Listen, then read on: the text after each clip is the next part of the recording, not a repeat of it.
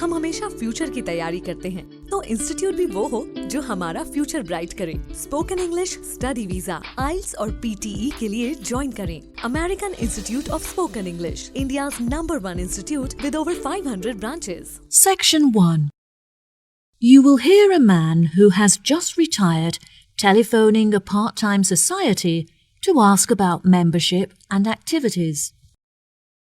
First, you have some time to look at questions 1 to 5.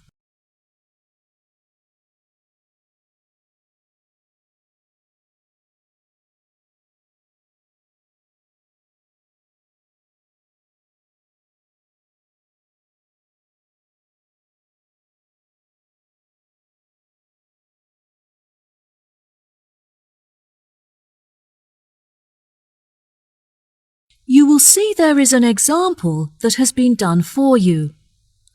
On this occasion only, the conversation relating to this will be played first. Hello, this is the Leighton Society. How can I help? Oh, hello. I'm just phoning you because I'm interested in becoming a member of your society, and I was wondering if you could give me some more information. The name of the society is Leighton, so Leighton has been written in the space. Now we shall begin. You should answer the questions as you listen, because you will not hear the recording a second time. Listen carefully and answer questions 1 to 5. Hello, this is the Leighton Society. How can I help? Oh, hello. I'm just phoning you because I'm interested in becoming a member of your society, and I was wondering if you could give me some more information. Of course. What would you like to know? Well, first of all, I'd like to know where you hold the club meetings, as I'm not very mobile anymore, and I'm looking for somewhere that's within walking distance of my house. Are you still down at the old boathouse? No, we moved away from there a while ago. Meetings are now held at the clubhouse. Oh, brilliant. That's only 5 minutes from me. Do you require members to have any skills or experience? No, there is no experience required.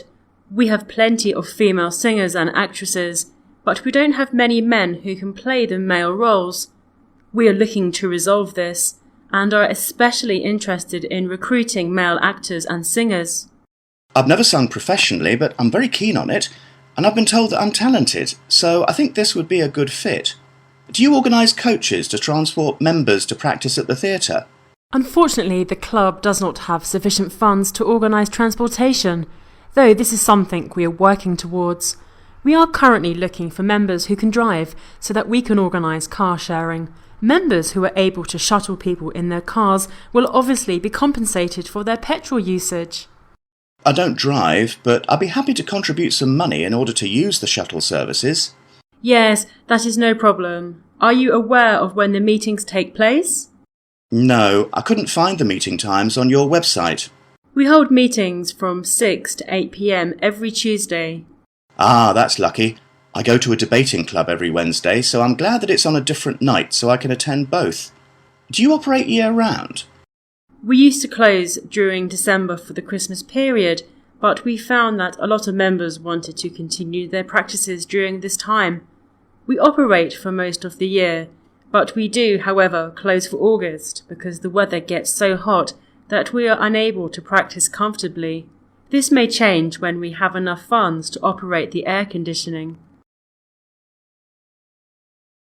Before you hear the rest of the conversation, you have some time to look at questions 6 to 10.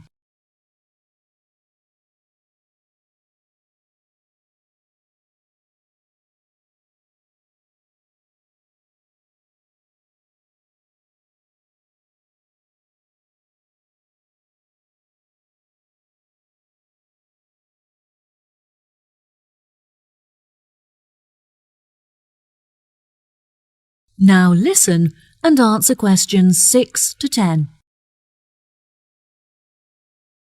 OK. I also wanted to ask how much the membership fee is and what is included with it.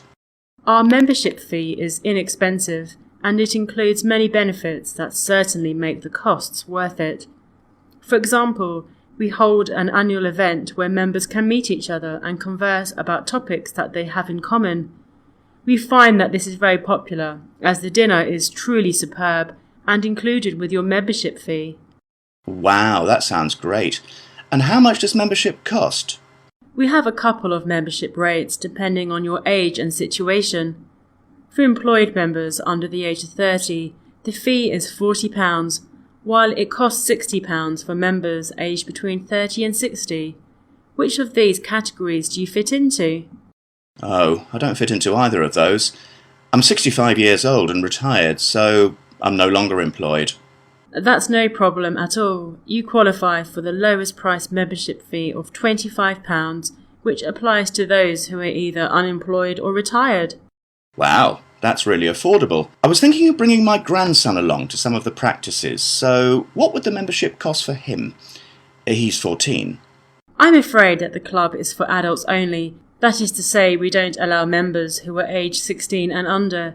He is welcome to join in 2 years' time, though. Ah, that's a shame. I guess I can wait and buy him a membership for his birthday present. Yes, what a good idea. I was hoping I could bring him with me so I have someone there to talk to. I'm worried that I won't have anything in common with the other members. I'm sure you'll fit in just fine. All our members are very friendly and interested in culture and music. Most of the people involved are modern authors looking for new experiences to write about in their books. You could read some of their books so you have something to discuss with them. That's a good suggestion. I'll definitely do that. I'm really looking forward to attending the annual dinner, so I can meet new people and hopefully make some friends. Absolutely. Everyone has a great night and it's all for charity, as all of the money raised from this event is donated to the Children's Hospital so they can buy toys and clothes. Wow, what a great cause. Well, I will definitely be popping in soon to arrange my membership. Thank you for all of your help. No problem at all. Goodbye. Bye. That is the end of section 1. You now have half a minute to check your answers.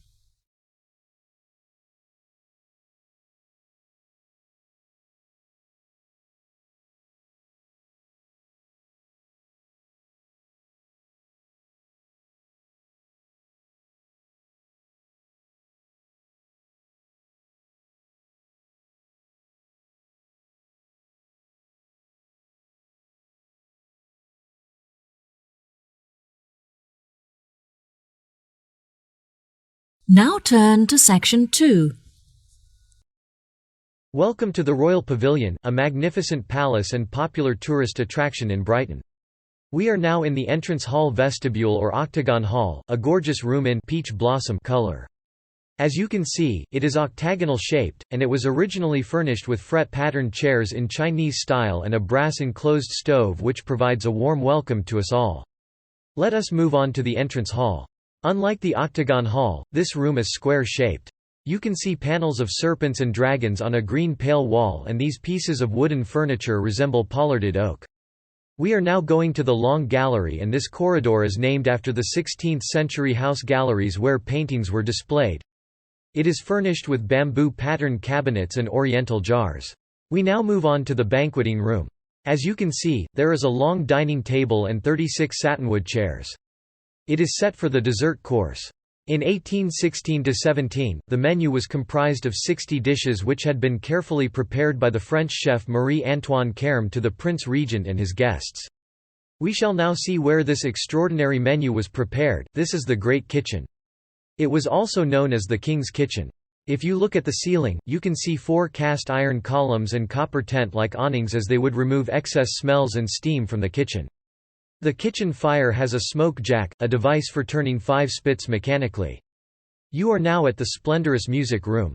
There are 9 lotus-shaped chandeliers hanging from the ceiling, and they lit the room where the King's band performed Handel or Italian opera.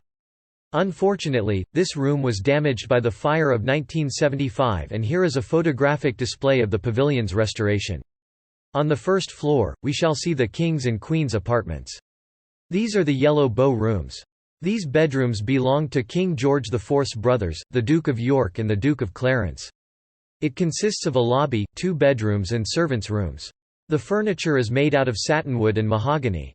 Queen Victoria's bedroom was furnished with a floral patterned Brussels carpet and fine silk bed linen and window curtains. The tassels were covered in silk and wool.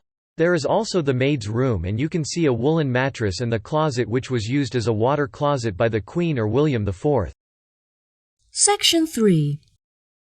You will hear 3 students discussing an experiment they're interested in. First, you have some time to look at questions 21 to 25.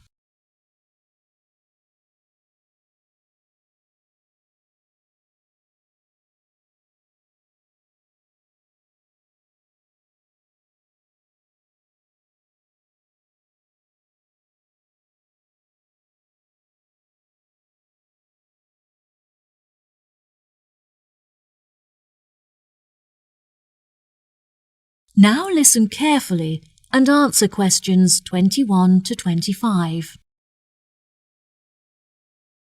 Oh, hi Jen and Irene. Are you two heading to class? Hey, Bill. Yes, we're just walking there now. We're a little bit early, but we wanted to prepare our apparatus for the experiment. Do you want to walk with us? Yes, sure. It'll be good to catch up. How is everything going with your experiment? Have you decided what your test subject is yet? It's going really well, and we're conducting the test as laboratory partners. We've decided to test the effects of gravitational force on a series of objects with different densities. It's interesting, but it's a lot of work. I've been planning the experiment for the last 2 weeks, and I only finished yesterday. Gosh, Irene, I'm really impressed by how hard-working you are. I enjoy chemistry so much that it doesn't feel like work. Whenever I have some free time at the weekend, I spend it in the laboratory working on it. It almost feels like a second home to me. How about you, Bill? Who is your laboratory partner? The tutor partnered me with Kim. At first I was worried because I've never worked with him before, and I was worried that he wouldn't be very good at laboratory work. But actually, he's very capable. I've noticed that he's always very well dressed. Yes, he's very stylish, and we share the same tastes in clothes. That doesn't stop him from getting his hands dirty, though. He's a very hard worker and makes a significant contribution, which I'm really grateful for. It's good that you get on well with your partner. It makes the experiment so much more enjoyable when you work well together. What do you think of the other people in our group? A lot of the boys are really good at maths, which is really helpful with all the calculations we have to do. Irene is good at maths as well, which makes her contribution really useful because she can do all the equations. I take care of all the writing because Irene finds that difficult. We'd probably fail without each other's help. That's true. I'm so glad that we're nearly finished. Only because you finished the data analysis. Oh, Jen, you give me too much credit. I'm so glad that I didn't get partnered with Linda again. Jen and I were grouped with her for our last experiment, and it was a nightmare. Yes, she always submitted her work on time for the group work, but she never had her phone on her, so it was impossible for anyone to keep in touch with her and vice versa. Her attitude was pretty annoying, but in all fairness, she was a very hard worker because she realised the amount of work needed to get a high score. Jen is such a hard worker. In fact, she has been invited to work on the professor's personal project. Wow, that's amazing. Well done. Why were you picked? I thought he would pick one of the students that he's closer to, but he told me he was impressed with me because I always complete reading the assignments in time for class. I bet you'll be really popular among the other students when they find out. They'll all want to hear about the project. Before you hear the rest of the conversation, you have some time to look at questions 26 to 30.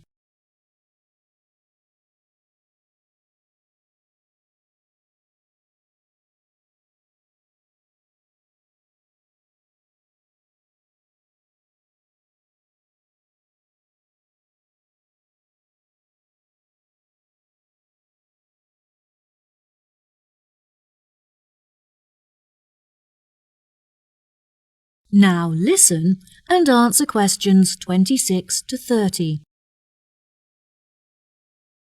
You should give everyone tasks so that they have the opportunity to participate. That's a really good idea, actually. Will you help me decide who to assign each task to? Of course. Now let's see. Well, as Irene finds writing difficult, perhaps it would be useful for her to practice that by doing the bibliography. I think the bibliography is a bit long for me. I think I'd be better suited to the methodology. Yes, that makes sense. Bill, you've told us that Kim is a hard worker, so I think he should be tasked with the conclusions, as there is quite a lot of effort involved. OK, sure. I know that Kyle hasn't been feeling well, so he should take care of the abstract and the acknowledgement, because there is very little work to be done for those tasks. Jen, do you want to review some of the literature? It's a lot of work, but I know that you really enjoy writing, so I'm confident that you'll do a good job. Sure, sounds great. Right, so that leaves the bibliography and the discussion to assign. I think that Linda will struggle with the amount of work involved in the referencing, so perhaps I should take care of that task, and she can do the other one? That's great, guys. Thanks for your help. I'll tell the tutor when he arrives. That is the end of section 3. You now have half a minute to check your answers.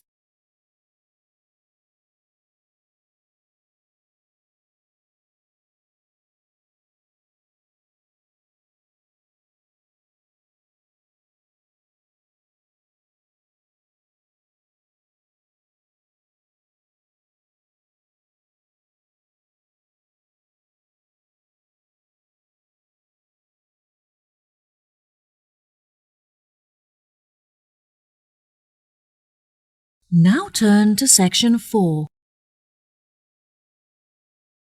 In today's lecture, I'd like to look at post-operative pain and how we can manage it. Firstly, I'd like to introduce the types of pain patients experience after their surgery. The first one is cutaneous pain. Let us consider the surgical incision. Once the skin is incised, cutaneous nociceptors, or free nerve endings, are activated by the injury and release an acute, fast pain felt in the injury site. This is localized pain. The impulses are transmitted via afferent nerves to the central nervous system (CNS) and via peripheral nerves to the spinal cord. In the spinal cord, the impulses connect with type C fibers which, in turn, detect visceral pain. Since visceral nociceptors are in a range of organs, slow pain is felt in other parts of the body. This is why patients often complain about pain affecting different parts of their bodies. Moreover, pain synapses occur in the dorsal horn. As you can see, type A delta and type C fibers synapse with dendrites. This is due to the fact that the nerve extensions receive signals from other nerve cells. When this occurs, the pain travels up the spinal cord as neurons or nerve impulses until they reach the midbrain. The nerve impulses are then processed and transmitted to the body as a pain signal. Therefore, medication and painkillers should be administered according to the type and severity of pain. In other words, you should prescribe the appropriate medication for a patient who suffers from cutaneous pain and adequate analgesia for those who suffer from visceral pain. Right, let us look at the types of analgesia now. The first procedure is to determine the difference between pain threshold and pain tolerance. Pain threshold refers to the point which we all feel pain. Imagine the pain you feel when you spill boiling water on your hand. We agree that you receive a hand burn. This feeling is known as reaching the pain threshold. However, pain tolerance is described as the individual's sensitivity to pain. This is obviously very subjective, as some people may be more susceptible to pain while others may have a low tolerance for pain. Nurses are instructed to hand out a questionnaire to the patients so that doctors can evaluate their pain tolerance. This questionnaire is known as the Pain Scales, Universal Pain Assessment Tool, and it will guide you on the appropriate amount of analgesics. Okay, now let us consider the types of analgesics and their use in post-operative pain. Anti-inflammatory drugs, such as non-steroidal drugs, are often prescribed to patients suffering from localized pain. On the other hand, patients who feel aching pain should be treated with opioids.